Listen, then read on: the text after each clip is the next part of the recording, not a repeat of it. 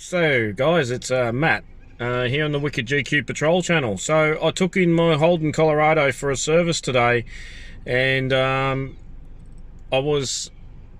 usually they give you little cars, like tiny little cars that you can barely drive, like I can barely fit in.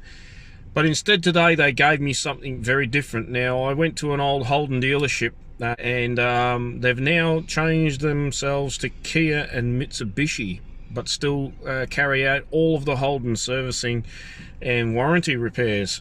So anyway, I asked them for a hire car, and it's a free hire car because I bought my car from the old Holden, and I wasn't expecting to get this. When I looked down at the odometer, I noticed that this Mitsubishi has only got 48 Ks on it. Now, that means it's barely been driven. It's practically brand spanking new. So I don't even know what the heck I'm driving. I didn't even really look at the back of it. I got into the front of it because it was parked forward in the parking spot and drove off, set up my mirrors and drove off. And anyway, let's go and have a look, shall we? So it's an SUV, of course, like most of everything, and it is a Mitsubishi ASX, brand spanking new off the showroom floor, pretty much. 48 kilometers. Well, I've driven it about 5 Ks to get here. So nice looking SUV, I must say. It's got all the daytime running lights, massive fog lights at the front. Actually, it might be 2 sets of fog lights, I'm not sure. One's the indicators, it looks like, so I'd say the bottom ones are fog lights and the indicators are on the top. Not sure. Nice, what looks to be 18-inch mag rims, and internally, if we have a look there, a massive touchscreen radio, easy to read dials on your cluster over there, and your typical Mitsubishi steering wheel, which hasn't really changed that much from previous models. So let's just have a look at a few other things. Typical door controls, very black, like even though this is soft, at least it comes with a soft nice insert there, but your dashboard and all these materials up here are pretty much all plastic. I think this is a standard ASX. I don't know much about this car actually. But it's all black interior, like just about every modern car these days. I don't put much thought pattern into it at all, colour patterns. Everything's just pretty much black and grey. Let's go and open up the boot.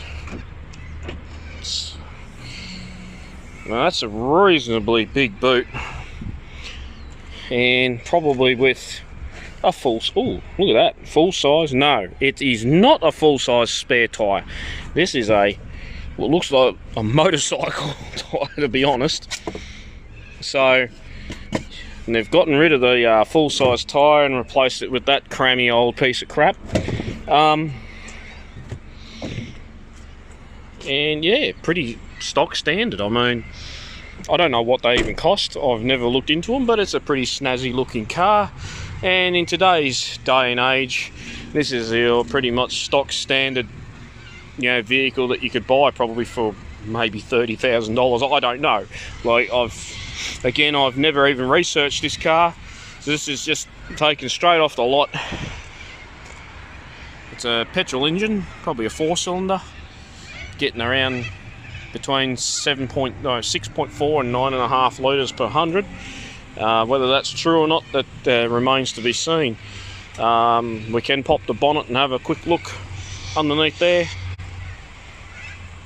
It looks like it's got forward collision detect, and how I can tell that is if we zoom into the mirror there, it's got cameras and sensors within that. I've yet to see all the functions of this, but let's can open up the bonnet, and that's it there. I think I opened up the bonnet. Yes, I did. So, it flicks over to the left. or the driver's side. And man, this even smells like a brand new car. If you were here, if there was smell-o-vision, it's that paint smell that you get from a paint or enamel paint baking. So that's what it smells like. And I mean, there's not much to see in these new cars. Everything's plastic and more plastic and even more plastic. But ECU's over here. Brake booster looks like it's pretty easy to get out. Who knows? Or, you know, without working on it, it's hard to say. But just a regular old petrol engine, probably about a 2 litre or something like that. One thing I've already noticed is that, hell, if you ever break off that plastic Duvalaki there underneath the radiator cap, that's going to be one expensive replacement. So there's a bonnet stay over there that's clipped in.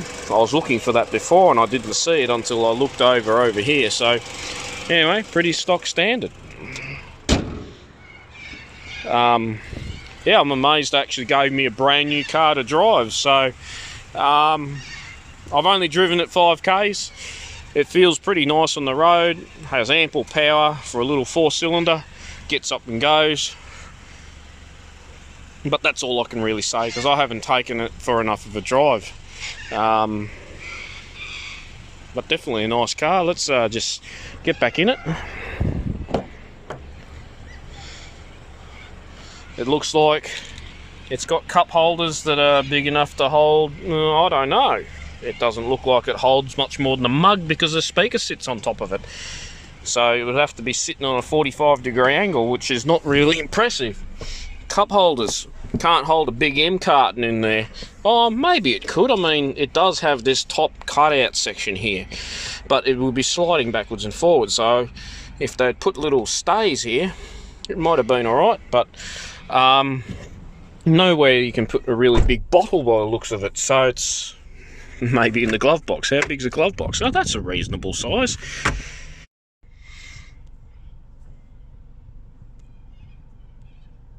The mode does your car stereo options, and I still can't see any way. It hasn't got any paddle shifting on it, but I don't see how you adjust this screen. So, oh, here we go. Here we go.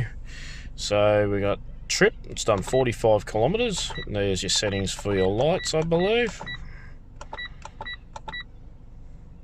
And we wait for it, I think. Oh, that's the indicators. We don't want that.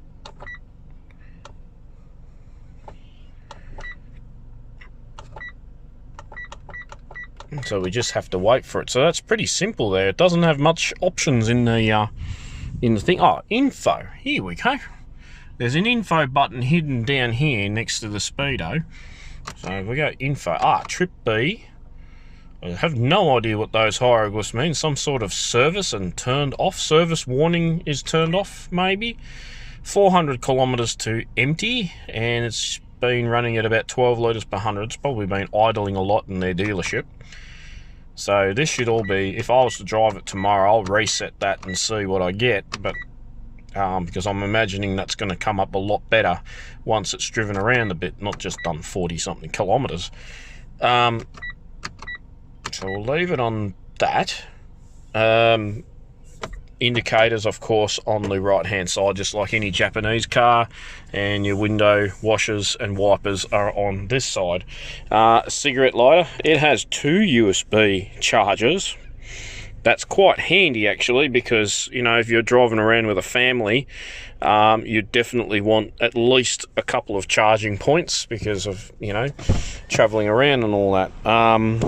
Manual controls for the seats, pretty standard. I haven't not yet seen, and the petrol release is over here on the floor, wide driven instead of electronic.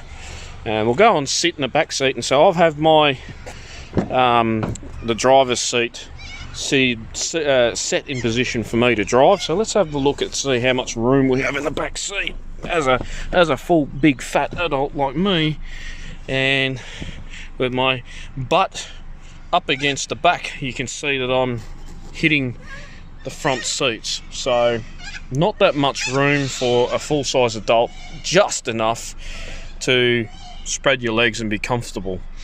The back seats feel alright. I mean, they're nothing too, you know, crash hot, but okay. Hand grabs over here. I didn't check up the front there. So there is your mirrors, mirror and a light in the driver's and most likely the passenger side visors, and an auto dipping reverse mirror. It also has a reverse camera. Oh man, it's hard to get out of the back seat. Pretty squishy. So let's go again in here, and you can see there it's got a standard handbrake, so nothing special there. And we go and put this in reverse. It's got one of those fancy bloody gear automatic gear shifting patterns.